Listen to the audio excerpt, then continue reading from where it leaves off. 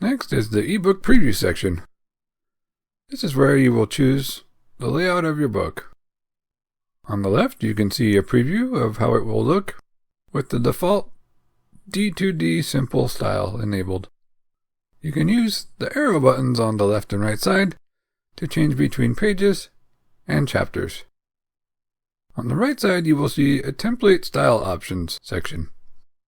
You'll notice by default that these options under beginning of chapter decoration and beginning of scene decoration are grayed out.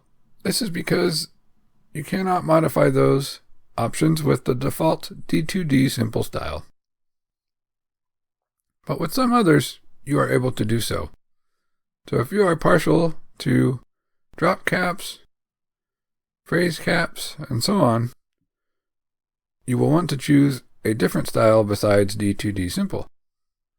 Down below you can see choose a template style section, and they are broken up into categories, one for all purpose, and depending on the type of book you have, you may want to choose mystery and thriller, romance, nonfiction, and so on. When you click on one of these options, a list of available styles will appear. Click the name to choose a style and see what it looks like. Your preview will update accordingly with the new style. If you scroll down a bit further, on the right, you will see a section that says download your book preview with D2D block style or whichever name of the style that you happen to choose.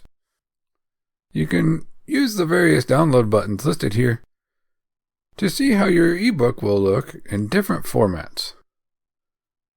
The Mobi option is for Kindle and Amazon's platform.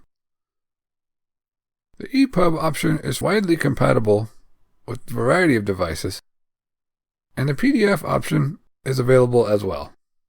You can also simply confirm using the preview shown on this page if you're satisfied with how that looks. While it may not give you as accurate of an idea as downloading the actual files and putting them on your various devices, it is simpler and does give you a fairly good idea of what your book will look like.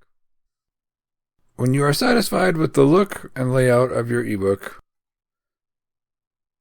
check the box that says I have reviewed this manuscript and approve it for release for distribution. Then click the Save and Continue button below that.